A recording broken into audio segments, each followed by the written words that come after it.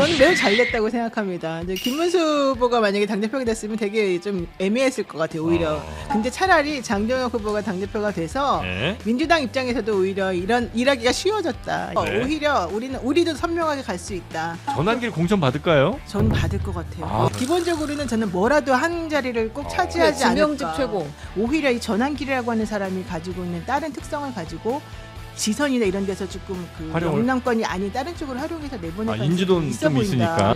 선거적 빅스피커 뭐 네. 인플루언서 활동을 할 수 있죠. 김건희 특검에서도 지금 사실은 국민의힘은 매우 위험해요. 이게 증거가 있고 뭐 네. 진술 증언도 확보된다 그러면 뭐 거기 따라서 책임질 부분 책임져야 네. 된다. 저는 오, 그렇게 이거 되게 생각합니다. 세게 말하는데 네, 네. 지금 건진에 대해서도 물어봤을 거 아닙니까? 네, 네. 그러니까 건진에 대해서도 비슷한 이유로 처음에 얘기를 했다가 네. 맨 마지막에 더 할 말이 없냐 이렇게 물어보니까 건진에 대한 얘기는 밖에 새나가지 않도록 해주세요. 뭐 이런 얘기를 따로 했다는 그런 얘기가 있어요. 그 정도로 건진하고는 관계가 오히려 건진을 조금 무서워했다, 두려워했다. 건진 입에서 나올 말이 무슨 말인지 걱정하고 있다. 이런 말로 좀 들린다는 거죠. 네. 한없이 가벼운 정치 토크쇼 장르만 여의도 8월 26일 화요일 순서 시작하겠습니다. 반갑습니다. 정영진이고요. 국민의힘 당대표 선출이 됐습니다. 장동혁 대표. 이제 평론가 분들 말 이제 안 믿기로 했습니다. 여기 오신 분들이 제가 지난주 내내 다 여쭤봤거든요. 다 김문수 후보를 다 얘기해서 장동혁 분위기가 좀 있지 않나요? 이렇게 여러 번 제가 말씀을 드렸는데 아유 뭐 모르는 소리 하지 말라고 많이 혼났거든요. 근데 방금 소름 돋았어. 왜요? 우리 와이프랑 똑같은 워딩을 썼어요. 평론가 이제 안 믿기로 했다면서. 와이프가 진짜로 장르만 여의도를 좀 봐요. 그래요? 재밌다고 보더라고 와이프는. 그래서 여기 말을 좀 많이 들어요. 듣더니 내가 하는 말이 내가 장동혁 될 것 같다 얘기했었는데 와이프가 세상 그렇게 못 일려면서 나 빼고 모든 평론가들이 김문수 된다 그랬다더라고요. 맞아요. 좀 전에 와이프가 나한테 카톡으로 보내준 얘기입니다. 그래서 하여튼 차라리 정 프로가 더 정확하더라 아. 그 말씀을. 왜냐면 저는 제가 말했거든요. 맞아요. 장동혁 될 것 같지 않냐? 장동혁 될 것 같은데 이런 얘기 몇 그게 번 굉장히- 인사도 안 하고 시작하는 이제 해야죠. 그래서 오늘 또 전해드릴 뉴스가 많습니다. 대통령 또 미국 트럼프 대통령과 만나서 정상회담도 했으니까 그런 내용 포함해서 오늘 함께 이야기 나눠주실 노영희 변호사님 어서 오십시오. 네, 안녕하세요. 네, 반갑습니다. 자, 그리고 장동혁 전문가 이준우 예? 국민의힘 대표님 어서 오십시오. 반갑습니다. 이준우 대변인입니다. 네. 장동혁 전문가는 아니고요. 어쨌든 뭐 두루두루 전문가입니다. 네. 두루두루 전문가는 척척 박사. 박사긴 박사인데 학위가 없는 척척 박사. 네, 척척 박사 이준우 박사님 그리고 되게 새로운 캐릭터예요. 네. 최은경 기자님 오늘 뉴스 좀 해설 좀 해주시겠습니다. 네, 안녕하십니까. 네. 국민의힘 얘기가 지금 굉장히 핫하긴 한데 세상에 한미 정상회담 지금 나라의 운명이 걸린 한미 정상회담을 온종일 공부하고 왔는데 국민의힘 얘기 먼저 하는 사람이 어디 있어? 진행자가 너무 원고대로 합시다, 꽂혀가지고 원고대로. 지금. 그래서 이제 한미 정상회담 네, 얘기 네. 해야죠. 네, 워낙 또 중요한 이슈긴 하니까 네. 한미 정상회담 이야기부터 먼저 좀 가보겠습니다. 네, 여러분들이 아침에 많이 보셨을 것 같아요. 이재명 대통령 그리고 도널드 트럼프 미국 대통령이 25일 현지 시간이고요. 이제 우리로는 26일이죠. 새벽 어제 1시 반 정도 했는데 워싱턴 백악관에서 한미 정상회담을 가졌습니다. 대통령이 우리 이재명 대통령이 취임 83일 만에 트럼프 대통령을 처음 만나게 된 건데요. 네. 여러분 많이 보셨을 것 같아요. 생각보다 굉장한 환대가 있었고 그리고 트럼프 대통령이 농담도 많이 하고 분위기 되게 좋았어요. 이재명 대통령이 혼신의 힘을 다해서 트럼프를 웃게 만들었습니다. 그 중에 이제 여러 가지 말들이 있는데 네. 인상적인 말은 이제 제가 트럼프 대통령이 피스메이커 하시면 저는 페이스메이커 하겠다. 그러니까 김정은 얼른 만나세요. 네. 이 한국의 한반도의 이 평화와 안녕은 트럼프만 만들 수 있어요. 맞아요. 그 얘기 하더라고요. 요 얘기를 하니까 활짝 웃습니다. 트럼프 대통령이 활짝 웃어. 넌 정말 똑똑한 사람. 당신 정말 스마트. 그런 이야기를 이제 했고요. 한 2시간 20분 정도 진행이 됐는데요.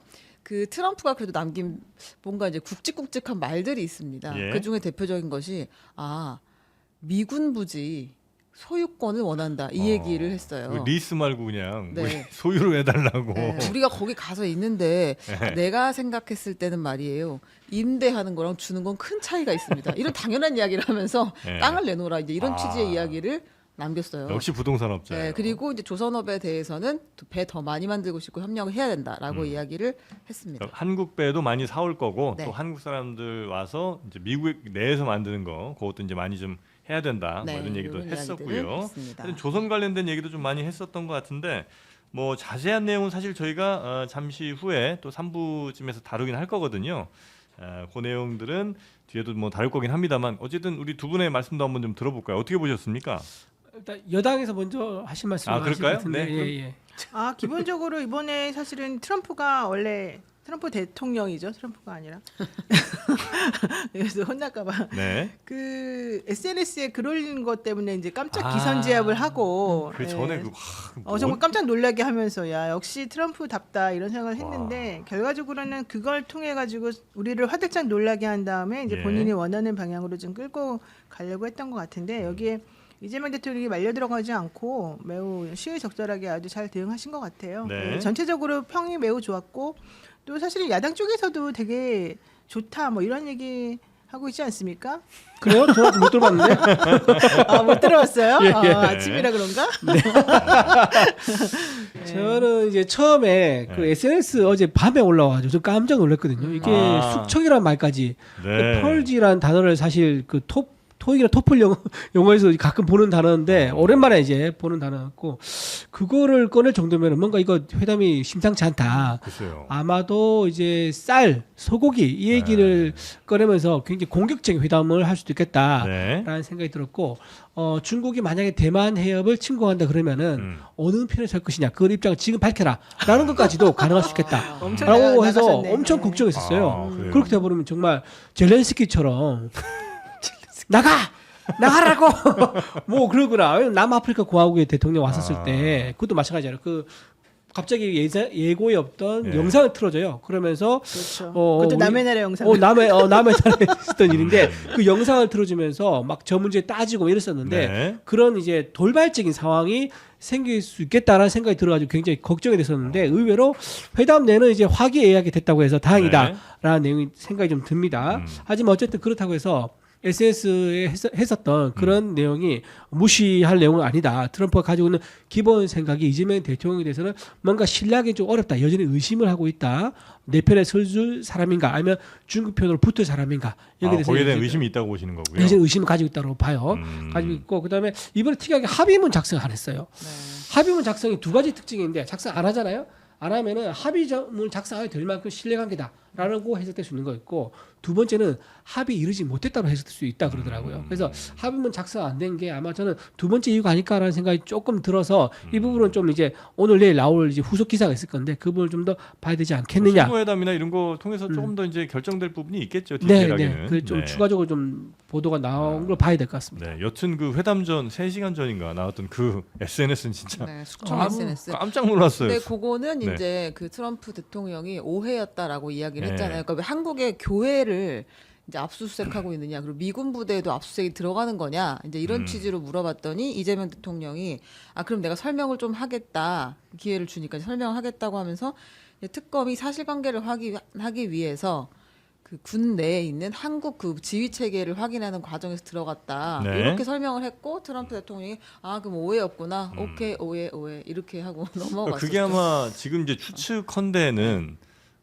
우리나라의 이제 대형 교회 뭐 목사들하고 이제 미국의 공화당 뭐 상원 혹은 뭐 하원 의원들이랑 친분이 좀 있는 경우가 몇 명 있다고 있겠죠, 하더라고요. 있겠죠. 그게 여의도 네. 순복음교회를 얘기한 건데 어. 그게 여의도 순복음교회를 트럼프 대통령의 아들이 여러 네. 번 방문하기도 맞아요. 해서 네. 개인적으로 관계가 매우 있었대요. 근데 네. 지난번에 그 목사님이 지난번에 이제 압색도 당하고 뭐 네. 이런 하면서 곤란지경에 빠졌었잖아요. 그것 때문에 SOS를 친 거다. 이렇게 지금 알려져 있어요. 그래서 네. 그거는 내가 봤을 때는 근데 트럼프 대통령이 정말로 뭐 관심이 있어서 내지는 이렇게 정말 여기에 문제가 있다고 생각해서 한 건 나는 아니라고 보고 협상용으로 네, 다 협상용으로 저는 다 한 것이라고 봅니다. 흔들기 뭐 이렇게 네, 흔들기로. 멘탈 흔들기 네, 뭐 이런 네, 거군요. 좀 그런 것 같아요. 기선제압용으로 네. 이렇게 어제 올린 것도 숙청이란 그 단어가 얼마나 네, 그 말도 안 임팩트 있는 되는 단어입니까? 거. 근데 그거를 협상용으로 자기한테 네. 이제 유리하게 끌고 가기 위해서 기선제압력으로 쓴 단어다. 좀 근데 그렇게 보입니다. 실제 그래서 이재명 대통령이 거래의 기술인가 그 트럼프가 썼던 옛날에 유명한 그 책. 책을 엄청나게 공부를 많이 해가지고 갔대요. 네. 내가 봤을 때는 다 모든 수를 읽고 간 게 어. 아닌가 생각이 좀 듭니다. 네. 그리고 이제 뭐 펜도 선물했잖아요. 네, 펜 거북선. 펜은 근데 거의 이게 선물이 아니라 뺏긴 현장에서 거죠. 뜯겼어요. 보니까 이거 도로 가져갈 거니 이렇게 얘기해서 네, 근데 그래서 아니, 선물용 줬다 그러던데. 아니, 먼저 아침- 트럼프 대통령이 아침에 모나미 주가가 엄청 올라갔어요. 맞아. 모나미 폭등으로. 그래요? 폭등했어요. 네, 한 모나미가 10% 올라갔는데. 네, 여튼 뭐 그런 여러 일들이 있었는데 그거는 저희가 최정곤 교수님 잠시 후에 좀 모셔서 집중적으로 더 살펴보도록 하겠습니다. 네. 자, 이제 국민의힘 새 당대표 장동혁 대표 대표 체제가 시작이 됐습니다. 무려 막이 올랐다 정도 네, 이야기를 하잖아요. 국민의힘 그 일단 표 차가 많이 나진 않았더라고요 보니까. 근데 이게 지금 1차, 2차 전부 다 예. 그 표수를 공개를 했는데 1차에도 장동혁 그 대표가 1등을 했네요 보니까 1차에 김문수 10만 표, 안철수 3만 9천 표, 그러니까 4만 표라고 보면 장동혁 13만 표, 조경태 6만 표예요. 그러니까 네. 순위를 보면 장동혁 13, 김문수 10, 그다음에 조경태 6, 안철수 4. 안철수 네, 안철수 의원은 조금 이제 어렵다고 봐야 될 것 같아요. 쉽지는 않다 네. 이렇게 봐야 될 것 같고 이게 이제 1차 결과였고 2차 결과가 예. 이게 참 당원 투표였고 그다음에 여론조사까지 포함하면 김문수가 13만 그리고 장동혁이 15만 역시나 장동혁 후보가 예. 1등이었고요. 2차에서는 그 선거인단 개표 결과가 김문수 16만, 장동혁 18만 이렇게 나오고요. 여론조사 결과 김문수 5만, 장동혁 3만. 그러니까 여론조사는 김문수 후보가 더 많이 나왔는데 60% 정도 나왔는데 네. 비율이 적잖아요, 이게. 8대2죠. 예, 그래서 그 선거인단 개표 결과, 당원 투표 결과 앞선 장동혁 후보가 대표가 되었습니다. 자, 이 당심은 우리가 어떻게 해석을 하는 게 좋을지 먼저 국민의힘 네네. 이야기 한번 들어볼까요? 일단 여론조사에서는 김문수 후보가 상당히 앞섰어요. 네. 여론조사에서는 김문수 후보가 60.18%였고 장동혁 후보가 39.82. 그러니까 6대4. 거의 20% 포인트 차이 날 정도로 김문수 후보가 앞섰는데 네. 선거인단 그러니까 당원들 투표죠. 당원들 투표에서 장동혁 후보가 2만 표 정도 앞서로 나왔습니다. 결과는 이제 8대2 비율로 조정되기 때문에 최종적으로는 이제 장동혁 후보가 한 2,000표 차이, 2,000표 차이 아슬아슬하게 네. 깻잎 한 장 차이로 이제 이겼는데 깻잎 한 장이요. 아 진짜 2,000표라고 하면 진짜 그렇죠. 그래요. 진짜 깻잎 한. 왜냐하면 네. 아까 말씀드린 대로 뭐 대부분 평론가들이 김문수를 지금 예측을 했지 않습니까? 당선을. 네. 그렇기 때문에 장동혁 후보가 이기더라도 아주 아슬아슬하게 이길 것이다라고 예측은 됐었죠.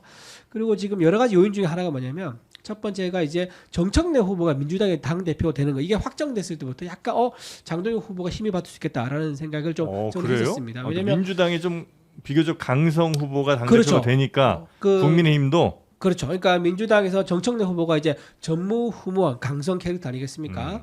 그래서 그 강성 이제 지도층 인사가 나오니까 네. 거기에 대응하려면 우리도 그 강성으로 갈 수밖에 없겠다라고 하는 이제 일단 첫 번째 기준이 섰는데 네. 거기서 이제 김문수 후보가 갈라지는 게 뭐에서 갈라졌느냐?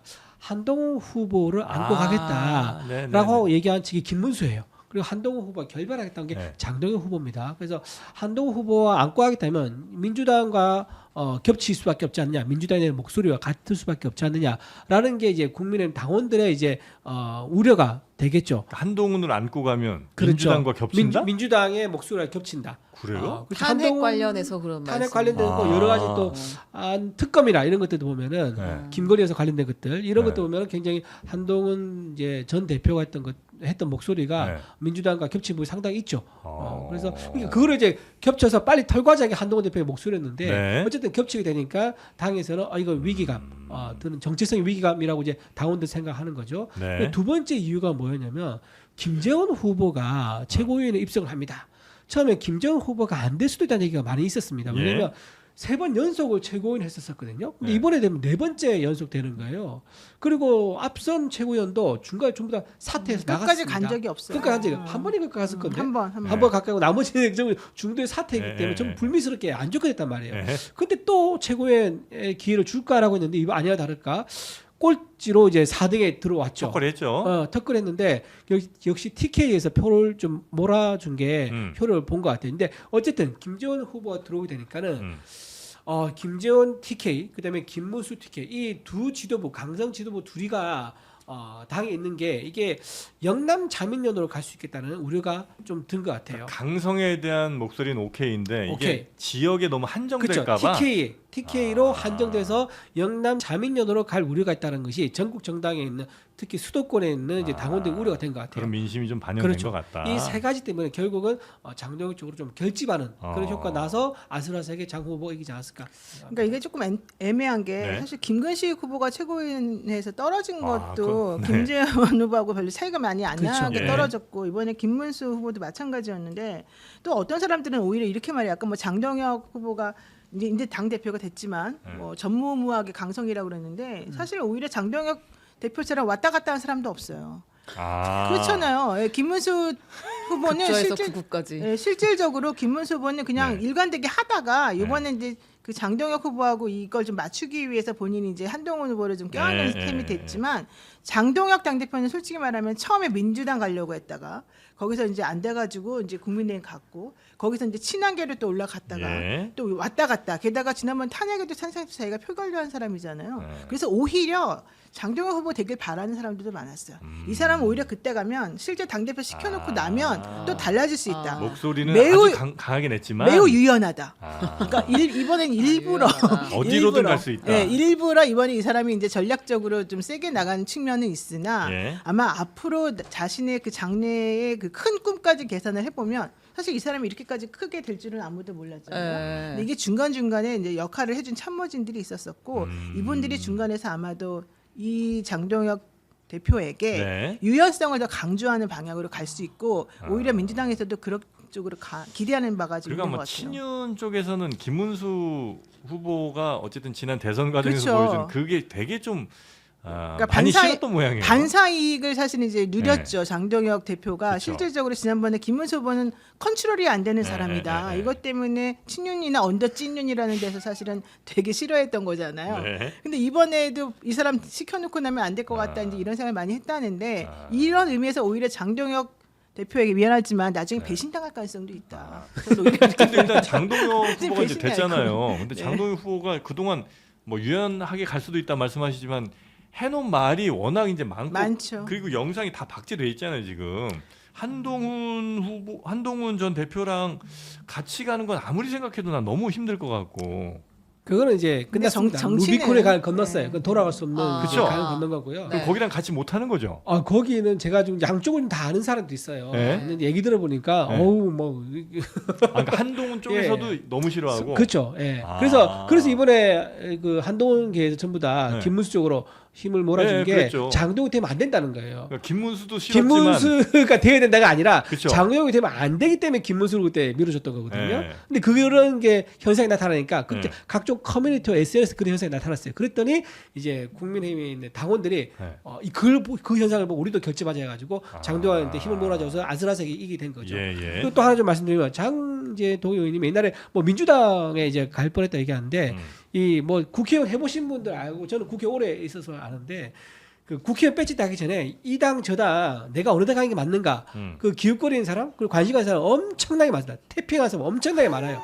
근데 그 자체를 가지고 네. 뭐 유연성이 있다 좋게 표현해서 유연성이 있다지만 뭔가 약간 오락가락한다라고 얘기한 것은 좀 맞지 않다. 그리고 이현주 의원님 보세요. 이현주 의원님은 갔다가 왔다가 다시 또 돌아갔잖아요. 그 가서 얼마나 그때 한때는 빡빡 밀고 보수의 전사, 보수의 여전사라고 얼마나 그때 난리를 쳤었습니까? 그랬던 분입니다. 그리고 지금 김승국 의원도 지금 국민의힘에 있다가 지금 또 민주당에 갔고 또 사고 쳐가지고 또 난리 났지 않습니까? 자, 근데 그거 하나 가지고 얘기할 수 있는 건 아니고 그리고 장동훈 후보가 본인이 그 선거 전당대회 때 하는 구호를 내내 들어보면요. 네. 선명성이에요. 선명성. 네. 선명하게 우리 보수의 목소리를 내고 음. 저쪽에서 요구한 대로 그러니까 저쪽에서 사과를 요구하고 있죠. 민주당에서는 사과를 요구하는데 계속 사과하는 그 이제 프레임 끌려다닐 수 없다. 당당하게 우리 목소리를 내고 내년 지방선거에서 정청래와 붙어서 싸워서 이기겠다. 이 입장이기 때문에 네. 김문수 후보와 결이 좀 많이 달랐었죠. 네, 네. 근데 일단 축하드려요. 저는 뭔가 느낌이 이상해. 진짜 축하하는 그런 느낌 아니라 아이고 그래 축하한다 받아라 하면 축하 딱 던져주는 것 같아 그거 느낌이. 너무 정확히 보신 거예요. 축하 던지는 것 네, 같아. 지금 말의 의도를 너무 정확히 파악하신 거고 네. 일단 분위기 느껴지지 않습니까? 네. 저는 매우 잘 됐다고 생각합니다. 이제 김문수 후보가 만약에 당대표가 됐으면 되게 좀 애매했을 것 같아요. 오히려. 근데 차라리 장동혁 후보가 당대표가 돼서 네. 민주당 입장에서도 오히려 이런 일하기가 쉬워졌다. 이런 얘기가 민주당도 있는 것 같고. 편해졌다. 아 그런가요? 그렇죠. 굳이 뭐 협상 같은 거 할 것도 왜냐면 없고. 전환길이라고 하는 사람이 결국 그 뒤에 딱 버티고 있는 거고. 전환길. 네, 장동혁이라는 사람이 결국 소년부와 전환길이 이제 합쳐져가지고 정강훈을 이겼다 이제 이런 프레임이 뜨짐이 있거든요. 또 이러다 보니까 오히려 우리도 선명하게 갈 수 있다 이런 얘기가 있는 것이고요. 전환길 공천 받을까요? 저는 받을 것 같아요. 아. 이건 개인 생각인데 또 아까 뭐 평론가들 믿지 말라 그랬는데 사실 뭐 믿을 수는 없는 말이긴 한데 기본적으로는 저는 뭐라도 한 자리를 꼭 차지하지 않을까. 지명직 최고. 네, 저는 지명직 지명직 최고. 가능성이 좀 있어 보이고. 세게 쓰면 사무총장. 아니, 그 사무총장은 아닌 것 같고. 안 그러면 이분이 부정선거를 주장하면서 이거 다시 하자고 할 수도 있잖아요. 아니, 당 기본적으로. 대변인? 아, 진짜 너무 기사 그 제목 만들려고 너무 저기 막 아니 던지신 것 제가 같아. 하는 아니야. 말은 제목이 안 아니 돼요. 네. 그렇게 되니까 지금 굉장히 낮아요. 전환길 씨가 원외에 있으면서 이제 정치적인 목소리를 낸 지 얼마 되지 않지 않습니까? 네. 그런데 그분은 사무총장이 아친다? 정당에 살려면 어떻게 그런 경험이 없으신데 대변인 어때 대변인? 자, 그죠. 일단 사무총장이 말이 안 되는 거고 네. 지명직 최고도 저는 가능성 제로라고 봅니다. 지명직 아. 만약에 이제 김문수 후보가 됐다. 그러면 지명직 최고는 한동훈계 사람 중에서 누구 한 명을 했을 것 같아요. 네. 그건 제 추측인 거고. 네. 근데 이번에 이제 장도혁 후보가 이제 지명직 최고하는 것은 전환기 씨는 아니다. 왜냐하면 전환기 씨가 갖고 있는 한계도 압니다. 네. 장점도 있죠. 왜냐하면 자기를 확실하게 밀어준 이제 지지자니까 그 장점인데 그렇다고 해서 그분을 이제 지명직 최고위에 앉혀가지고 최고위 일주일 2번 회의할 때마다 같이 목소리를 낸다.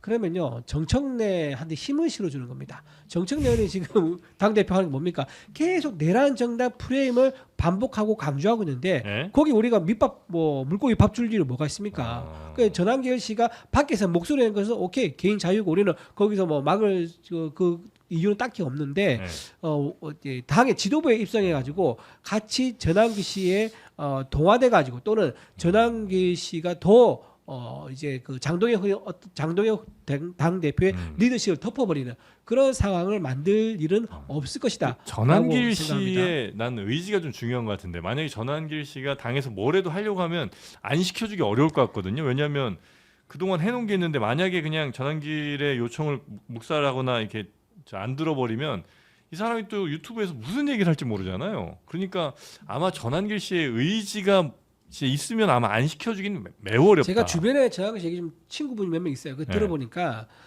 그 원내 들어올 생각 딱히 없으신 것 같더라고. 원내 그전에도 국회. 정치할 생각 지금 없다고 당장 정치. 그러는 거죠. 지금 지금은 당장. 이제 뭐 어쨌든 그래요. 지금 이번에 장동훈 지도부에서는 전혀 참전할 가능성은 거의 제로입니다. 근데 대구시장. 2년 대구시장이요. 아니 왜냐면 김재원 최고. 김재원 최고가 있어서 그건 안 돼요. 아니 김재원 그러니까 최고가- 대구시장 공천을 줘버리면 김재원 최고를 장동혁 대표가 정리할 수 있잖아요. 아.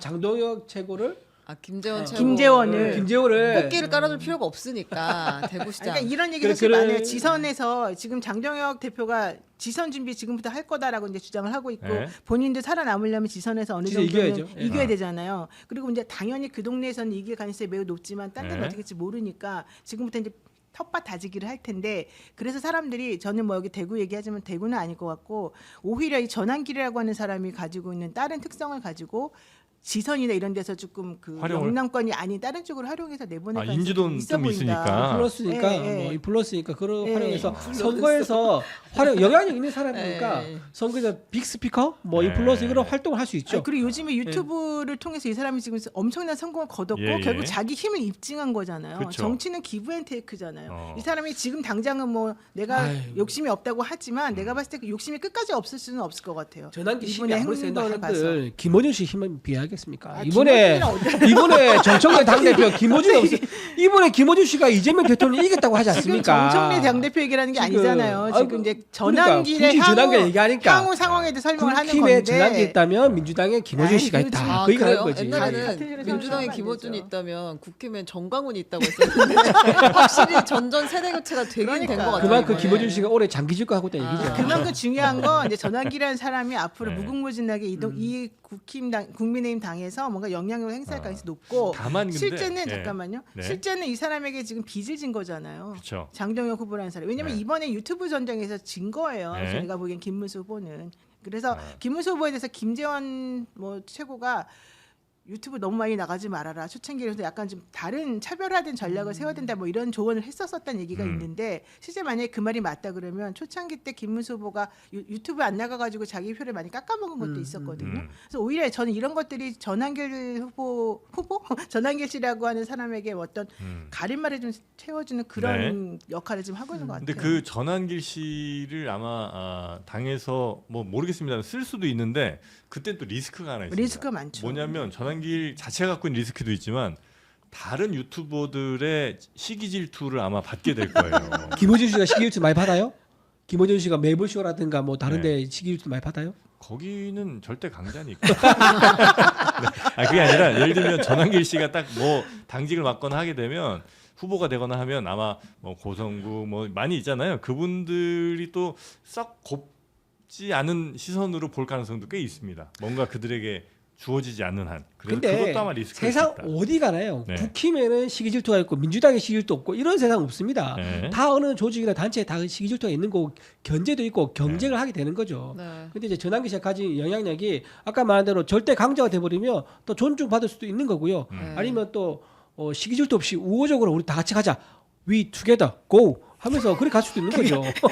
같이 갑시다 하면서 같이 있는 거죠. 이 투게더. 위축에도 고. 고. 네. 위고 투게더 이렇게 얘기하죠. 아, 예. 그 오바마가 이제 네. 했던 얘기죠. 같이 갑시다. 같이 했잖아요. 갑시다. 예. 그랬죠. 아니 근데 아무튼 장동혁 대표가 그 일성이 새로운 미디어 환경이 만들어낸 승리다 이렇게 그러니까. 이야기했다 하니 유튜브를 정확하게 유튜브. 얘기했네. 유튜브 이야기를 찍어서 한 거죠, 감사하게 사실은. 여기고 있는 거 아니에요 지금? 그게 정말 그게 일리가 있는 게 유튜브에서 자체 여론조사를 하는 게 있잖아요. 폴 하는 거 있지 않습니까? 네. 거기 가면 항상 장동혁 후보가 이기죠. 왜 이겼어요? 7대3 뭐 낮은데 6대4 높으면 8대2까지 이겼거든요. 그걸 모아놓은 캡처하다 화면이 돌아다닐 정도였었어요. 네네네. 그래서 아 이게 유튜브 안에서 그러니까 SNS 속에서 여론은 장동혁 후보가 굉장히 앞서구나 그렇게 느껴졌었죠. 투표 수도 적지 않아요. 그뭐 10몇만 이렇게 막. 10만도 있고요. 뭐 그죠? 몇천 기본이에요. 네, 예, 그러니까. 몇천 기본이었으니까. 자, 여튼 장동혁 대표 그러면 어쨌든 당 대표 되면 보통 뭐 대통령이랑 뭐 얘기 한번 하고 아니면 이제 여당이랑도 또 한번 이렇게 인사하고 뭐 이러잖아요. 대표들끼리. 네. 그거 할 수 있나요? 한다고 그랬잖아요. 이재명 대통령이 네. 나는 지금 이제 정청래 당대표는 사실은 이제 국민의힘 당대표를 별로 인정하지 않겠다는 취지를 먼저 좀 보였지만 네. 이재명 대통령은 나는 야당 대표하고 만날 것이다 이런 얘기를 했어요. 대통령은 만날 수 있고. 예, 예. 그러니까 대통령하고 대표는 이제 다른 예. 차원이기 때문에 제가 보기엔 충분히 그리고 이재명 대통령의 성정상 네. 제가 봤을 때는 충분히 만나가지고 대화를 정청래와의 하려는 악수는 시도를 할것 같아요.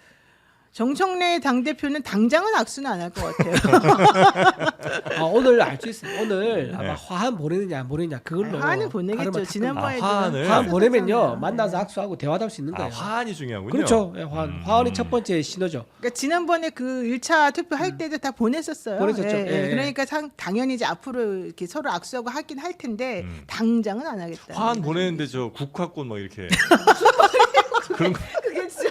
왜 그러는 거예요? 이거 보내라 그런 것 같은데 국가 보내라고. 북한에 보내가지고 뭐 장례식 나 깜짝이야. 조의를 아니 써가는 거예요. 그리고 도대체. 그 대화를 안 할 수가 없는 게 이재명 네. 대통령이 먼저 얘기했지 않습니까? 네. 야당 지도부가 이제 나오면은 대화를 하겠다, 소통하겠다, 했죠. 협치하겠다 했지 않습니까? 네. 근데 집권 여당이 안 한다고요? 정부가 하겠다는데 당연히 하죠. 그것도 말이 안 되는 거죠. 그럼 당정 갈등이 돼 버리는데. 아 근데 또 정천혜 대표는 어떨지 몰라요. 안할 것 약간 같은데. 달라요. 예, 좀 달라요. 사과 먼저 해라 뭐 이렇게 할 수 있을 것 같아. 예. 너네가 사과하면 그 예를 들면 과거 뭐 저 탄핵 혹은 뭐 계엄 사태에 대해서 진정을 사과하면 그때부터 우리 파트너로 인정하고 악수하든 뭘 할 수 있다. 근데 그거를 받을 수가 없지 않습니까? 그러니까 국민이 못 사과하라고- 받잖아요. 국민의힘이 어떻게 받아요? 안 받을 거니까 당장은 못할 가능성이 못하지만 높다. 근데 네, 또 아니, 그렇다고 해서 실제로- 끝까지 가지는 않죠. 정청래 대표가 그 이 대통령이 얘기를 했잖아요. 정식적으로 국힘 대표가 선출이 되면 당연히 대화를 할 것이다. 이 여당 대표인 정청래 나 입장이 다르다 얘기했잖아요.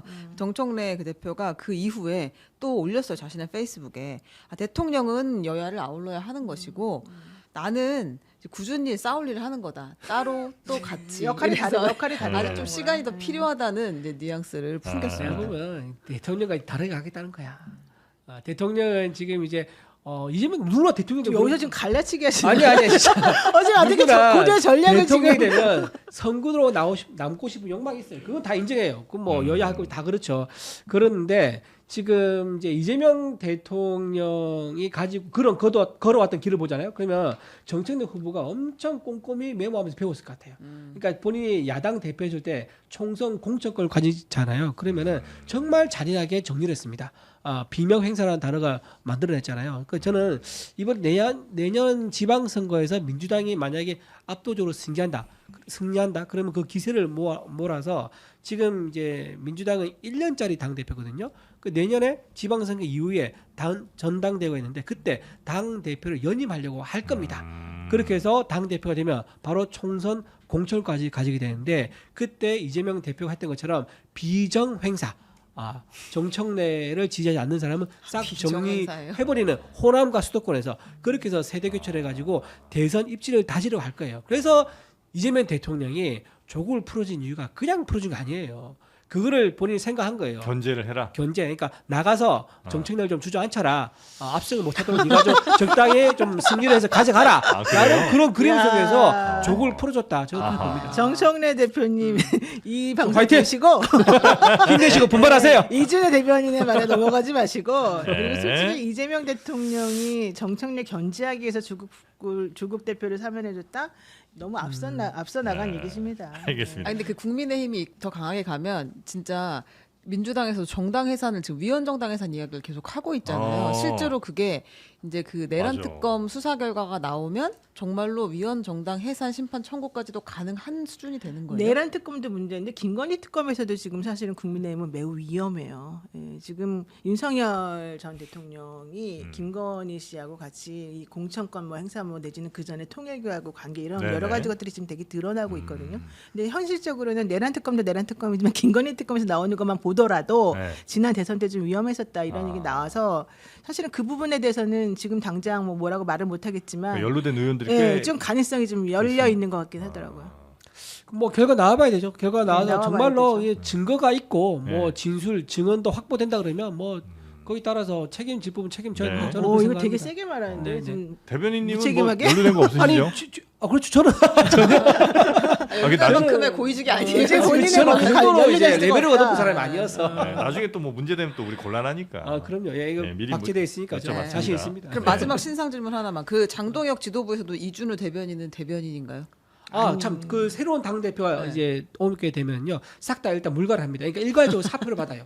오늘 일괄 사표 마지막이죠. 받아가지고 그거를 이제 수리한 사람 있고 수리 안 하고 반려한 사람 있어요. 아. 그 지난번에도 한동훈 대표도 그랬어요. 근데 당 이 태도는 대표 때니까. 되게 자신감 많은 태도 아닙니까? 그러네요. 이거 뭔가 있는 것 같은데 네. 지금 태도가 나 혼자 장동혁 찍었다 이런 얘기 아까 아. 시작부터 하지 않았어요? 축하드립니다. 찍었다고 제가? 아니요 찍었다는 얘기 아니라 예 찍으랬다. 내 혼자 이제 봐봐, 평론 나 혼자 했다 예측했지. 그랬잖아요. 그러니까 지금 뭔가 차별화를 이루면서 나는 살아남을 것이다 이런 이게 자신만만한 지금 태도가 보입니다. 이 장동혁 후보 보고 있으려고 모르겠네. 이 정도의 얘기들을. 네, 보고 계실 지금부터 열심히 겁니다. 하시면 돼요. 네, 네. 원래 독립운동은 8월 16일부터 하는 겁니다.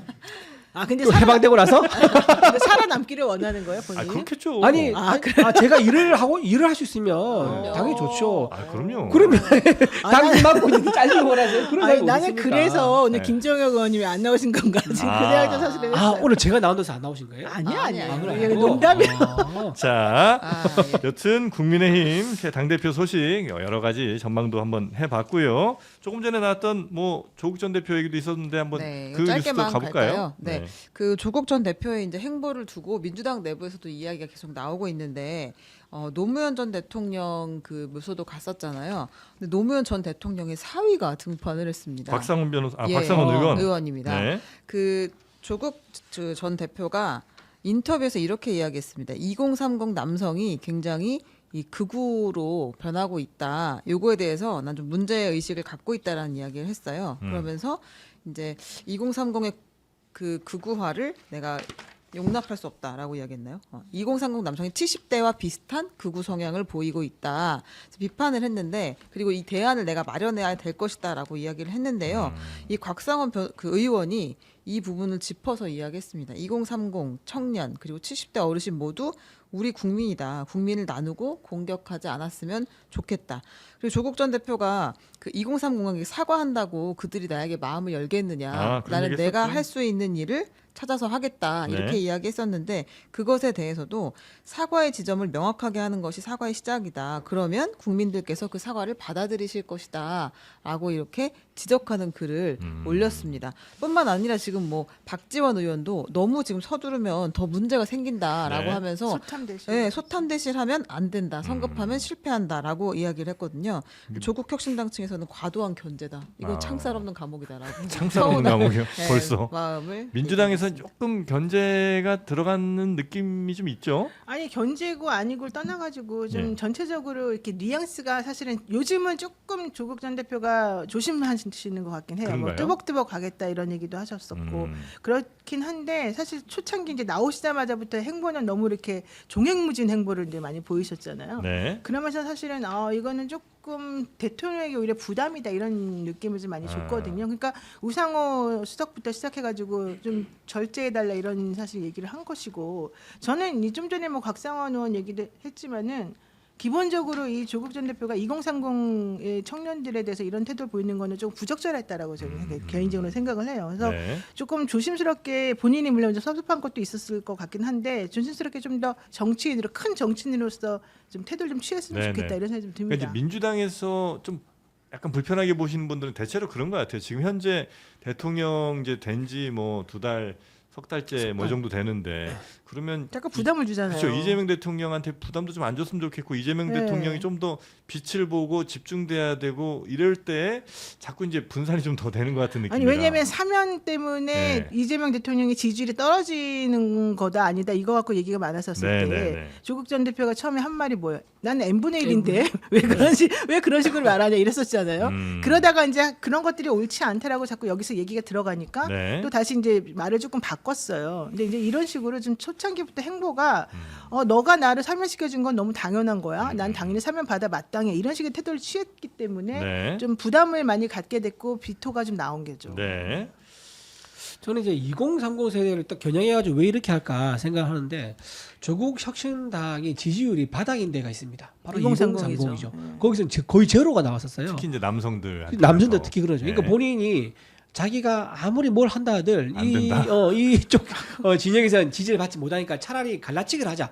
확실하게 선을 꺼가지고 2030에는 여성을 차라리 품고 나머지 세대를 품자라는 전략을 짠 것 같아요. 그래서 그 사람들을 어떻게 규정하느냐. 자기를 비난하고 용서하지 않는 사람들을 극우라고 규정을 재가지고 이 사람들이 또 문제가 있는 사람이다라고 갈라치기 하는 이 전략을 하고 있다는 저는 봅니다. 네. 그리고 사과한들 뭐 다 바뀌느냐 이렇게 얘기하는데 사실 진정성 있는 사과를 한 적이 없잖아요. 예를 들면 증거가 나왔는데 증거를 인정한 적도 없습니다. 그래서 1, 2, 30 내내 판사가 뭐라 그러냐면 증거가 나와도 인정하지 아니한다. 그 말을 3번 다 얘기해요. 뭐 그 컴퓨터 포토샵으로 이제 유지하고 있지 않습니까? 그 증거가 나와도 내각이 아니라거나 또는 묵비권 행사하면서 인정 안 했거든요. 그런 거에 대해서 이제 2030 젊은 애들이 분노를 하고 있는 거죠. 입시 공정을 파괴한 당사자이기 때문에 그런 것도 있고 또 하나 저는 여기서 말하고 싶은 거는 이번에 국민의힘에 대해서 뭐 암덩어리라는 식으로 얘기를 했어요. 국민의 짐에서 국민의 암호를 반하고 있다. 그러니까 예, 그러면서 국민의힘을 암덩어리라 뭐 이런 식으로 비유를 한 게 너무 나는 충격적이고 참 뻔뻔하다는 생각이 드는 게 이재명 대통령이 지금 48% 지지율로 당선됐지 않습니까? 41%가 이재명 대통령 지지하지 않았어요. 그리고 뭐 그 몫을 누가 대변합니까? 제1야당인 국민의힘이 41% 전체는 아니겠지만 상당수를 대변하고 있단 말이에요. 그러면 41% 국민들이 조국 전 대표의 말대로 하면 암덩어리입니까? 그렇게 볼 수 없는 거잖아요. 그러니까 누워서 침 뱉기다. 저는 그렇게 생각하고 그러면 지금 본인이 뭐 하고 있습니까? 전국을 돌아다니면서 조국 혁신당에 대한 지지를 호소하고 있는 거예요. 그럼 자기 말대로 하면 그 전국에 있는 이재명 대표를 지지하지 않은 사람도 있을 건데 그럼 그 사람들은 암덩어리한테 지지를 호소하면 자기는 뭡니까? 암의 숙주입니까? 그런 식으로 저는 그런 식으로 조국 전 대표가 된장찌개 발언을 하는 거 위선적인 모습 보여주는 거 너무 낯짝이 두껍다라는 생각이 들고 민주당이 걱정하는 거 저도 참 공감하면서 같이 걱정을 합니다. 네. 마무리가 괜찮아요 모르겠네요. 아니, 뭐 민주당이 그런 걸 걱정하는 건 아닌 것 같고 네. 예, 기본적으로 아 그래요? 예, 좀 더 업그레이드 하도록 하겠습니다. 네. 자 그리고 계속 한번 가보겠습니다. 예, 특검 얘기를 가보려고 하는데요. 내란 특검이 박성재 전 법무부 장관, 심우정 전 검찰총장에 대한 강제 수사에 착수했습니다. 이건 정말 드디어라고 할 수 있을 정도로 늦게 된 것 같은데. 박성재 심우정. 네, 법무부와 대검을 압수수색하면서 내란 동조 의혹을 수사를 한 건데요. 이 두 사람 특히 박성재 전 장관은 계엄 내란 중요 임무 종사 혐의로 지금 이제 수사를 받고 있는 거예요. 압수수색 영장에도 그렇게 적시됐다고 너무 늦은 건 아닌가요? 합니다. 근데 이 박성재 전 장관은 계엄 사실을 계엄 선포 계획을 가장 먼저 들은 국무위원 5명 중 한 명이고 끝나고 나서 안가 회동에 있었던 사람이기도 하고 그리고 이제 계엄 당일 합동수사본부에다 검사를 파견하라고 검토를 지시하기도 했고 그다음에 이제 그 체포 대상자 써놨던 거 있잖아요. 그 사람들 네. 출국 금지 조치를 지시하기도 했고 그러니까 이미 정말 이 계엄 상황에 상당히 중요한 역할을 한 사람이다. 좀 수사가 늦게 된 측면이 있다고 네. 봐야겠죠. 그리고 심우정 전 총장도 관련해서 이제 검찰 출동 지시를 받고 보냈는지 여부하고 그 계엄 당시에 네, 윤석열 전 대통령이 구속 취소됐었잖아요. 결정 후에 즉시항고하지 않은 건 그 경위가 어떻게 되는지 조사를 하겠다고 했습니다. 심우정 전 총장 그리고 박성재 전 장관. 네. 근데 박성재 전 장관은 진짜 그 계엄 당시에 거의 뭐 다섯 손가락 안에 든 매우 핵심 중에 핵심일 거 아니에요? 네 맞아요. 안가회동도 했었었고 네. 저는 근데 박성재 전 장관에 대해서 사실은 되게 인상적인 장면이 계속 지워지지 않는 게 신장식 의원이 그때 국회에 나가서 이제 뭐라고 했을 때 그 태도가 되게 이상했었거든요. 네, 되게 네, 오만하고 네. 아 걱정하지 마. 좀 있으면 네가 나갈 거야. 나는 끝까지 버틸 거야. 뭐 이런 듯한 태도를 그때 보여가지고 네. 되게 이상하게 생각을 했었거든요. 근데 현실적으로 따져보게 되면 뭔가 믿는 구석이 있지 않았었을까 이 생각이 조금 드는데 네. 어쨌든 그건 오판이었다는 게 지금 생각이고 기본적으로 검찰에 대해서 특검이 사실은 제대로 수사를 못할 것인가 할 것인가를 두고 계속 얘기가 있었는데 네. 이제 아무래도 이제 타이밍을 좀 조절하는 중이었었던 것으로 보이고 결과적으로 이제 지금을 기점으로 해서 계속 앞으로 이제 할 것 같습니다. 네. 근데 보통 이제 특검에는 뭐 현직 검사들 혹은 뭐 전직 검사들 많이 있잖아요. 가 있죠. 예. 검찰총장 전직 검찰총장에 대한 수사하는 데 있어서 그 편치는 않나요? 어떻게 되나? 그래서 사실은 태업하는 그러니까 검사들이 네, 태업하는 검사들도 있었다는 거예요. 그 그럴 것 안에서. 같기도 해요. 네, 그래서 지금 그 사람들 다 골라내고 왜냐면 이제 본인도 나중에 검사 그만두면 이제 변호사 뭐 할 예, 텐데 예, 예. 검사 중에 제일 나름 뭐 성공한 사람이 검찰총장일 텐데 그렇죠. 이 예. 사람 집어넣고 혹은 뭐 수사를 제대로 할 수 있나? 약간 좀 저는 의심은 좀 들긴 근데 이제 하더라고요. 어쩔 수 없는 게 검찰들은 또 이제 시키는 타이밍 아니 시키는 대로도 하지만 네. 자기가 또 타이밍을 봐야 되는데 아. 이번에 검찰 인사가 있었잖아요. 네. 검찰 인사가 있으면서 이제 또 누가 남고 누가 지금 쫓겨나고 이제 이걸 정확히 봤기 때문에 그걸 맞춰 가지고 지금 또 수사가 진행되고 있는 측면이 있거든요. 네. 그러니까 심우정 검찰총장이 됐다고 해서 그 사람을 전부 다 또 전폭적으로 지지하는 건 아니었으니까 이제 그런 사람들은 나가고 예, 아닌 검찰 사람들은 내에서도 남고 예, 이게 좀 있습니다. 다 뜻이 다 하나는 아니니까. 예, 당연하죠. 뭐 그럴 수 예. 있겠네요. 자 그리고 계속해서 좀 특검 소식 좀 가볼까요? 네네. 그 통일교 이야기를 우리가 계속해서 다뤄왔었잖아요. 통일교? 네, 통일교가 이제 예. 국민의힘 전당대회에 조직적으로 당원 가입을 하면서 이제 개입을 하려고 했다. 그리고 본인들은 그 대가로, 그러니까 그 가입을 해주는 대가로 자신들이 원하는 걸 계속해서 청탁했다. 특히 건진을 통해서 청탁을 많이 했다. 이런 이야기를 했는데요. 그 김기현 후보가 당대표 당선됐던 2023년 3월 국민의힘 전당대회 때도 통일교가 좀 이렇게 특정 후보 밀어주면서 이 당원 가입을 했다라는 정황이 드러났다고 합니다. 김기현 당대표 될 때 그러니까 김기현 당시 후보를 밀었다는 거예요? 네, 그렇죠. 그렇죠. 권성동 의원이 원래 되려고 권성동 했는데 의원이 네. 들어갔는데 네. 출마를 안 한다고 하니까 예. 어리둥절 벙쪄가지고 그럼 누가 이제 김기현들을 밀은 거죠.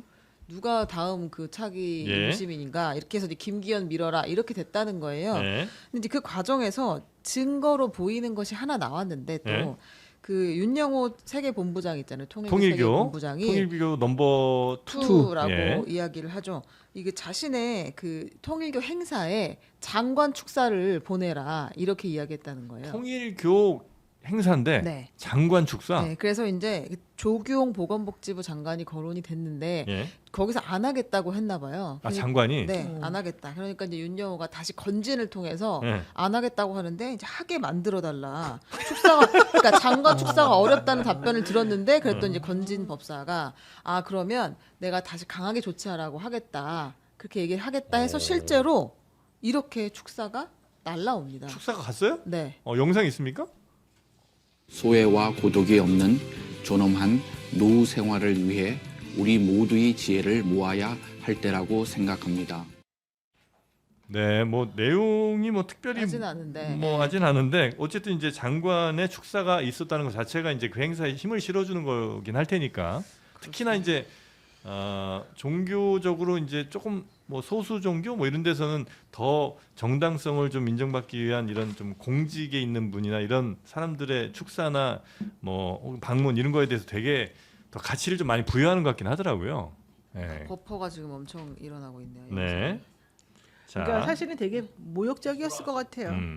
조규용 장관 입장에서 보자면 네. 내가 왜 이 종교단체 행사에 내가 왜 축사를 보내야 돼? 그래서 처음에는 안 한다고 했는데 네.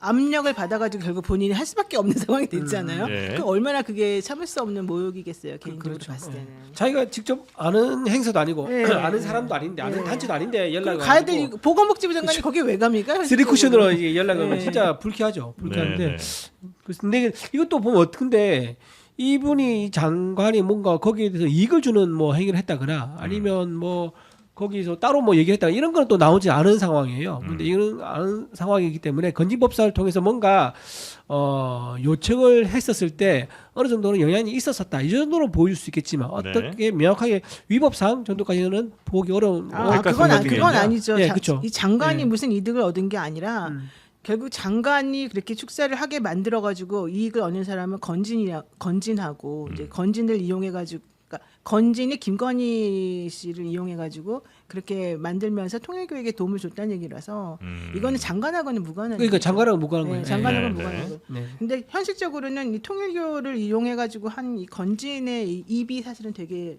나올 게 많아가지고 김건희 씨가 되게 걱정을 많이 하고 있대요. 건진이 뭘 불까봐. 네. 그러니까 김건희 씨 기본적으로는 이 특검에서 오늘 벌써 오전에 있었던 소환 조사도 끝냈잖아요. 벌써 예. 할 말 없다고 그래서 다 끝을 내버렸는데 김건희 씨는 통일교에 대해서도 그렇고 뭐 다른 데서도 그렇고 다들 그냥 몰라요. 나는 뭐 상관없어요. 막 이런 식으로 얘기를 했는데 오히려 이 건진에 대한 얘기에 대해서는 내가 한 말은 밖에 새나가지 않도록 해주세요. 이렇게 특검에 요청했을 정도였대요. 특검에? 예, 그러니까 특검에서 조사를 받았잖아요. 김건희 건진이. 씨가 아, 김건희 씨가 김건희 조사를 씨가, 받았잖아요. 보통은 이제 진술 거부하고 뭐 하고 이제 막 이런 얘기 나오잖아요. 예. 그리고 이제 예를 들면 뭐 A에 대해서 물어보고 B에 대해서 물어보고 그러면 A는 별거 아니에요. B는 몰라요. 자기 마음대로 해요. 막 이런 얘기를 이제 한단 말이에요. 예컨대 목걸이나 반지, 뭐 팔찌 같은 거 샤넬 백 같은 거 받으면 나 그런 거 받아봤자 감흥이 없어요. 상관도 없어요. 이런 식으로 대답을 많이 하는 사람이었는데. 네. 건진에 대해서도 물어봤을 거 아닙니까? 네. 그러니까 건진에 대해서도 비슷한 이유로 처음에 얘기를 했다가 네. 맨 마지막에 더 할 말이 없냐 이렇게 물어보니까 건진에 대한 얘기는 밖에 새나가지 않도록 해주세요. 뭐 이런 얘기를 따로 했다는 그런 얘기가 있어요. 그 정도로 건진하고는 관계가 약간 매우 밀접한 거는 두 번째 문제고 네. 오히려 건진을 좀 무서워했다, 두려워했다. 건진 입에서 나올 말이 무슨 말인지 걱정하고 있다. 이런 말로 좀 들린다는 거죠. 네. 그게 언론 보도된 건 아니죠. 취재한 내용이죠, 그건. 그죠 따로. 약간 이제 그런 말 실제 했는지는 알 수 없는 상황이긴 한데 어쨌든 뭐 김건희 여사가 이제 건지에 대해서 진술한 부분이 있다고 하면은 네. 그거는 뭐 그 부분뿐만 아니라 모든 진술에 대해서는 특검에서 외부에 유리한 부분만 흘려서 언론 보도되게 하는 것은 자체는 적절하지 않죠. 예. 그런 네. 근데 그 건진 인터뷰 했잖아요. JTBC가 네. 단독으로. 거기서 좀 새롭게 나온 내용 없습니까? 그때는 이제 초반이라 조금 우리가 조심해서 말을 많이 못했던 것 같은데. 네, 근데 건진 이야기를 하나만 듣고 오겠습니다. 예? 그러니까 본인이 검사 시절에 만나서 대통령 될 것을 예언했다. 그러면서 이제 인연이 더 돈독해졌다라고 아. 이야기를 했는데요. 짧게 듣고 오겠습니다. 네. 대화 중에 제가 갑자기 이제 그 예언을 하게 된 거죠. 아무래도 당신에게 큰 에너지가 들어올 것 같으니 거기에 맞는 준비를 하시는 게 좋겠다라고 얘기를 했죠. 대통령이 되실 거라고 예언도 했고 인연을 맺은 사람이 어떠한 이 출마를 했는데 도와야 된다고 생각을 했고. 검사 시절에 만나서 예언을 했다는 거예요. 네. 당신에게 큰 에너지가 들어올 것 같다. 검찰총장 씨를 만난 게 아니고요. 아, 근데 훨씬 전이었을 훨씬 겁니다. 전에요. 아마 와. 건진과 김건희 씨의 그 네. 관계는 매우 오래된 관계이기 때문에 검찰총장 시절에 만나서 갑자기 대통령이 되실 겁니다 해서 이렇게 막 발탁된 그런 케이스는 아니고 오랜 기간 이제 알고 왔던 사이인 건지는 것은 그 어머니 최은순 씨가 먼저 처음에 알게 됐죠. 네, 그래서 최은순 씨가 이제 건진이라는 사람이 되게 좋더라, 뭐 신발이 좋더라, 이제 말 속된 말로 하자 보면 이제 그런 얘기를 듣고 사실 건진하고 관계를 맺게 됐는데 그때부터 네. 건진하는 말이 되게 잘 맞아 떨어졌다는 거예요. 그래서 최은수 씨가 건진이라는 사람에게 많이 의지를 했었었다. 그런데 나중에 결국 이제 그 딸까지 계속 이제 그 관계를 유지할 수밖에 없는 구조가 됐고, 그래서 건진이 김건희 씨에 대해서는 반말도 하고 네. 어느 정도는 이제 자기가 이렇게 조금 뭐 컨트롤할 수 있는 사람이라고 생각했던 것 같고, 그러다가 이 윤석열 씨를 만나게 되면서 이 윤석열 전 대통령과의 관계도 이제 건진하고 자연스럽게 형성이 된 거죠. 같이 구치소 갈 건 예언을 못 하셨나? 왜냐하면 근데 저는 이런 사람들의 말을 이제 잘 안 믿는 게, 자, 에너지가 당신한테 크게 왔다. 아무래도 뭐 우리나라를 위한 큰 일을 하실 것 같다. 이런 얘기를 이제 했다는 거잖아요. 근데 그걸 한 열댓 명한테 뿌려도 그 중에 진짜 큰일 하는 사람은 거 봐라. 내가 뭐라고 그랬냐. 이렇게 하면 되고, 안 된 사람들은 아이고 그 당신은 그런 운명 타고 났는데 당신이 지금 뭘 이거 못했어, 이렇게 뭘 그렇지. 못했잖아. 그치. 뭐 정성이 부족했잖아. 그것만 안 했으면 당신 되는 건데 이렇게 하면 얼마든지 그 전보러 다만- 갔을 때 하는 말이 똑같은 말이에요. 그러니까 그렇잖아요. 맞아. 나안 믿어 이런 사람들 말. 그게 저한테는 이런 얘기 하는 사람도 없습니다. 근데 저도 선거 나가봤는데 선거 나가면요 이렇게 찾아와서 엄청나게 많아요. 그죠? 엄청나게 그래요? 많아요. 이 사람이 직접 찾아와요? 이런 사람들이? 이런 사람 지금 찾아오죠. 예. 그러면서 뭐라 그래요? 그러니까 제가 기도를 하겠다면서 나중에 기도하기 위한 찬조금 이런 거 기도비용을 얘기해요. 달라. 네. 찬조금도 달라 얘기해요. 그리고 내가 만난 사람 중에는 부동산 중개업자인데 네. 부인이 부동산 중개업을 남편이 이제 약간 신발이 있다는 거예요. 어. 그 부인이 우리 남편이 용하다라고 하면서 네. 남편에 대해서 막 홍보를 하더니 남편이 기도할 수 있게 조금만 도와달라. 그런 게 진짜 실제로 한 적이 있었었고. 창조 경제는 진짜 또 어떤 사람들은 그냥 기득권 달라. 찬조 경제. 잔조한다 찬조 경제. 그 어떤 사람들은 무슨 자기가 무슨 단체를 이끌고 있대 회장이래요. 네. 그러면서 내가 한 500명 되는데 이제 내가 보기에는 후보님이 마음에 든다. 네. 내가 500명 좀 몰표 줄 테니까는 아. 이 사람들 내가 설득할 수 있게 밥값 살 수 있게 좀 달라. 500명. 다 어쨌든 뭘 그럴듯하게 말하지만 돈 달라는 맨 얘기. 마지막에 돈 달라 그래.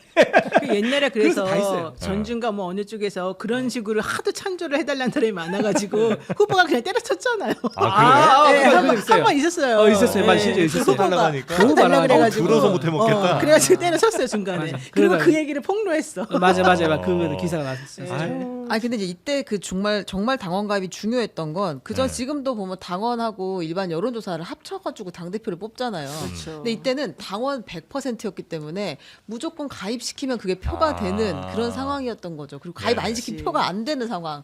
그러니까 아. 3만에서 6만 표는 적은 표가 아니고 오늘 2,000표로 떨어졌는데 만약에 지금. 가입만 시킬 수 있다면 네. 아니 근데 그것도 웃기는 게 네. 저 당시에 한 달만 당비를 내도 투표를 할 수 있게끔 그걸 갑자기 바꿨죠. 갑자기 바꿨잖아요. 네. 나는 그게 더 큰 문제라고 수상하다. 생각해요. 왜냐하면 실질적으로 통일교가 저렇게 한 달 정도밖에 시간이 없는 상황에서 하려고 하니까 저런 룰을 만들어낸 거 아니에요? 그리고 김기현 당대표가 그렇게 막 인지도가 아주 높지 높고 않았죠. 당내 신망이 매우 높고 이거는 아니었었지 않나 하는 생각이 근데 제가 그때 당시에 네. 김기현 대표가 네. 이제 속된 말로 이제 대통령이 밀어준 후보였죠. 그렇죠. 그렇기 때문에 네. 그때 당시 대통령 당선된 지 얼마 되지도 않았었고, 그러니까 그걸로도 대통령 힘이 실리죠. 힘이 실릴 수는 그 있다. 힘이 실리죠. 그 저 정도 나오는 거는 저는 좀 그렇게 이상하다 그렇게 보지 않고요. 저 때가 나경원 의원이 그냥 주저앉았을 때 그렇죠. 아니에요? 나경- 강제로 출마 못하게 됐을 때. 근데 저 때가 지금 명태균 씨가 자기가 뭔가 조작했다는 그런 타임 아닌가? 물론 아니요, 명태균은 명태균 조작했단 씨는- 말은 안 했지만 왜냐면 2023년이잖아요. 네. 2022년하고 2023년에 지금 투표 방식이 바뀌고 음. 저 타임이 명태균 씨가 힘이 제일 셀 때였었어요. 아 그래요. 네. 그리고 이제 토일교 아까 왜 당원 이제 가입해가지고 뭐 투표 동의 해준다는 거 그 이제 얘기하는 사람 있잖아요. 2인자 그 사람은 그런 얘기를 할 수 있어요. 그 사람은 그 이제 그 토일교에서 뭔가 종교적인 어떤 민원이 있을 수 있잖아요. 또 개인 민원이 있을 수 있고 그런 거를 이제 하려 그러면은 아까 말한 영향력을 보여줘야 되니까 네. 우리 토일교 교원이 몇 명인데 적어도 몇 명은 내가 당원 가입시켜서 뽑을 수 있다라고 그렇죠. 말을 할 수 있습니다. 근데 네. 그 말한 거 그리고 그 말이 녹취된 거랑 네. 실행당랑 완전히 다른 거예요. 왜냐하면 생각해보세요. 그 토일교라는 그 단체가 네. 점조적으로 되어 있을 겁니다. 어느 이제 종교든 간에 조직이 이제 그 그림이 그려지잖아요.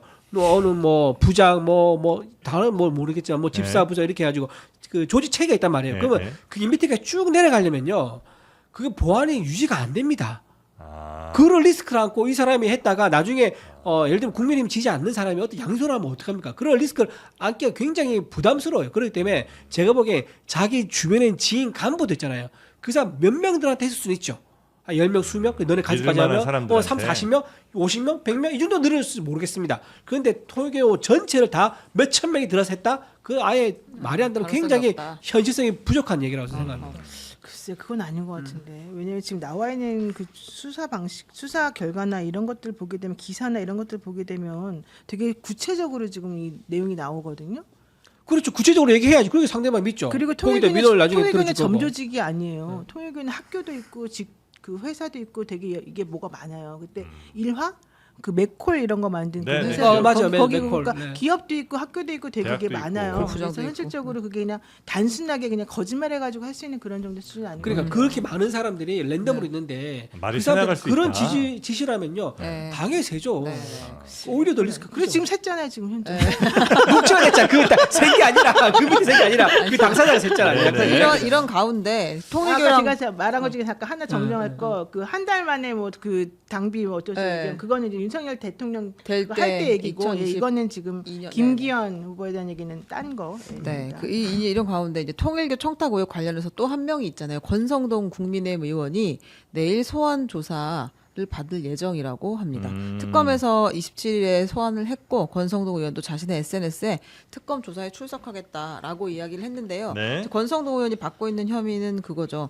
윤영호 전 세계본부장으로부터 금품을 받고 이제 한학자 총재께서 원정 도박을 굉장히 큰 규모로 세게 하셨는데 그 수사를 이제 그 경찰에서 들어갈 거다라고 미리 알려주고 아. 무마하는데 관여했다라는 네네. 혐의를 받고 있습니다. 그때 600억 미국에서 네, 600억 아주 세게 라스베가스에서 땡겼다. 도박을 했다. 해외 어떻게 원정도박. 그 돈을 할 수가 근데 그 있어. 수사 근데 그때는 내용을 정말 알려줬다, 한학자 이런 총재가 얘기가. 기력이 있었을 때고 이게 벌써 10년도 더 기력이 된 있었을 때. 일이고 지금은 연세가 훨씬 많으시기 때문에 침 마음껏 던질 수 있는데.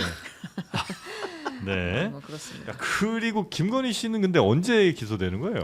이번 특검에- 주에 한다고 하죠. 특검에서는 이르면 29일에 네. 기소를 하겠다. 더 이제 김건희 씨를 붙들고서 예. 할게 없다. 할 수 있는 일이 어차피 뭐 없고. 진술도 안 하고. 네. 그리고 일단 네. 기소를 먼저 하긴 해야 돼요. 또 계속 붙들어둘 수도 없습니다. 음. 그러니까 구속기간 만료 전에 기소를 할 예정이고 네. 29일 할 거다.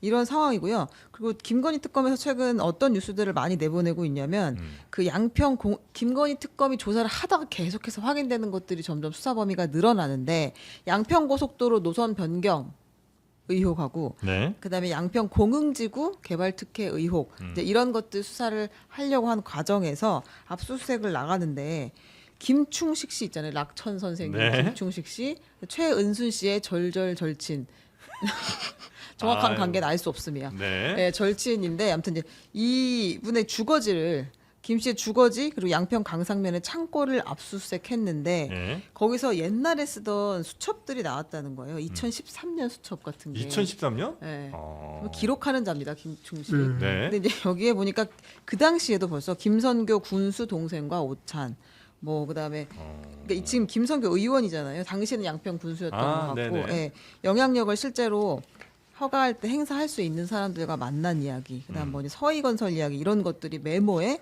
나왔다고 합니다. 아, 서희건설 네. 그때부터 이미 10여 년 전부터. 네, 그때 메모에 나왔다는 기사들이 좀 있었어요. 그래요.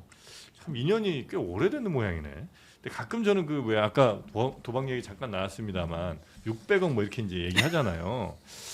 그게 어쩌면 도박을 안 했을 수도 있다. 그러니까 그거는 본인이 비자금 만든 뭐 거예요? 그런 그럴 수도 있겠네. 그런 명목으로 그렇죠. 그냥 도박했다고 하면 뭐 출처가 그냥 날아간 거잖아요. 그렇죠. 예, 뭐 추적하기가 어려워지니까 그랬을 가능성이 있지 않나. 되게 신박한 해석인데요. 아, 나 이 그렇습니까? 얘기는 처음 들어봤어요. 이렇게 아. 해석하는 거는. 아니 근데 뭔가 그럴 수도 부정한 돈을 그럴 수도 있겠네요. 부정한 근데. 돈을 이제 한 사람들은 네. 보통 이제 카지노 가서 세탁을 많이 하죠 실제로. 그쵸. 그러니까 충분히 가능한 얘기입니다. 아니 그러니까 세탁은 하는데 네. 그게 이제 개인 이것도 사실은 비자금으로 만들었을 가능성이 있는데 이거를 또 한 이 번 자금 자체가 또 한 번 자기가 또 이렇게 가지려고 했다. 그러니까 뭐 예를 들면 이제 그 교회에서 온 거는 어쨌든 그 무슨 저 장부에 다 남긴 남을 거 아니에요. 일단 그렇죠. 한 번은 회결해야 되니까 그거를 한번 더 세탁하려고. 이제 개인용으로 뭐 이렇게 막 쓰기 위해서 한 번 정도의 세탁은 좀 필요하지 않았을까? 뭐 그냥 생각입니다. 그냥 시원하게 항상. 하신 것 예, 같은데요. 그냥 매우 내피셜입니다. 네. 그런 생각을 잠깐 해보기도 했습니다. 여튼 김건희 씨는 29일에 아마도 기소가 될 걸로 보이고요. 구속 기간이 또 있는 거니까. 김건희 씨 수사가 근데 워낙 방대하기도 하고 하면 할수록 점점 항목도 늘어나고 네. 끝도 없잖아요. 네. 이거 어떻게 수사 다 할 수 있겠습니까? 기한 내? 일단 김건희 특검팀이 이제 특검보를 비롯한 검사를 인력을 좀 늘려달라. 특검보는 한 명에서 2명, 그 실무를 담당하는 파견 검사 20명, 파견 공무원은 40명 추가 증원해달라라는 공문을 국회에 보냈다고 합니다. 좀 더 인원을 증원해달라. 네. 근데 이건 하려고 좀 그러는데 지금 민주당 법사위에서 네. 이거 원래 안건을 올리려다가 좀 유보해 놓은 상태거든요. 근데 왜 유보했어요? 왜냐면 조금 더 정치하게 좀 뭔가 하고 좀 타이밍을 좀 보려고 지금 당장 할 필요는 없다. 어차피 앞으로도 조금 더 늘려야 된다. 뭐 이런 생각이 있었던 것 같아요. 그래요? 예. 근데 어쨌든 지금 최일병 특검이 빨리 끝날 것 같아요. 그러면 이제 그 정예 부대라고 하나 뭐 일 잘하는 또 사람들 좀 더 모아가지고 여기 김건희. 좀 보내고 뭐 이런 가능성이 좀 있는 것 같더라고요. 그래요? 예. 근데 진짜 김건희 씨 수사하는 특검은 힘들긴 힘들 것 그래서 같더라고요. 7가지가 더 추가로 지금 또 들어갈 예정이랍니다. 그러면 전에 16개인데 플러스 7개면 23개 정도 되잖아요. 그리고 이제 전공 분야가 다 달라요. 그 주가 조작은 완전히 다른 범죄고, 그렇죠. 그다음에 경제 인허가 범죄. 관련은 또 완전히 다른 범죄고, 네. 정치자금법 로비는 또 완전히 다른 문제고, 공천 개입도 그러니까 분야가 굉장히 좀 다르기 때문에 네. 사실은 한 사람이 이것도 하고 저것도 하기는 쉽지 않은 그 수사 구조이긴 하죠.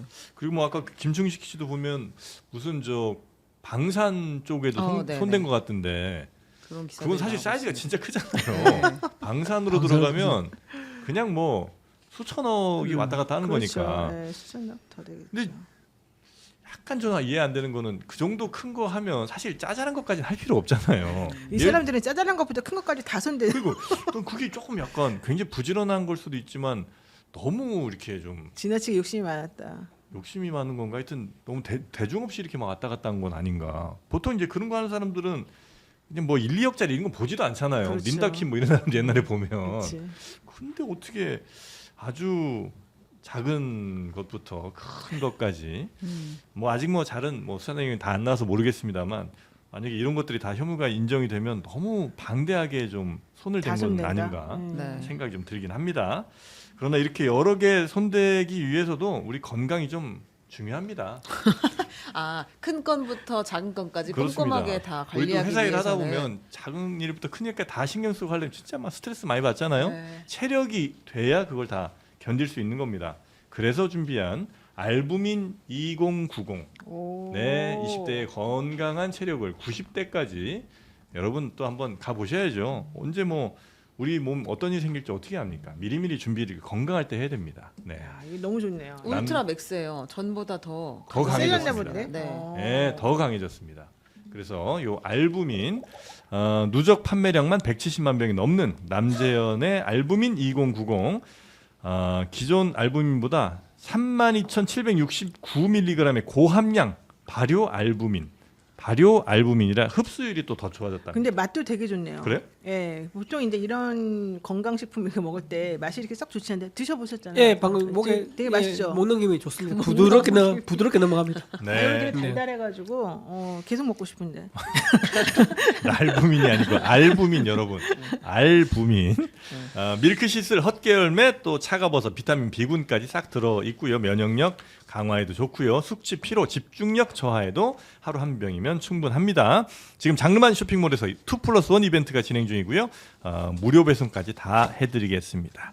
자, 사상 최고로 더운 가을이 또 예고되고 있는데 미리 구입하셔서 건강 챙기시면 좋겠습니다. 자, 두 분 오늘 대단히 감사하고요. 다음 시간에 또 뵙도록 하겠습니다. 고생 많으셨습니다. 네, 고맙습니다. 네, 고맙습니다. 고맙습니다.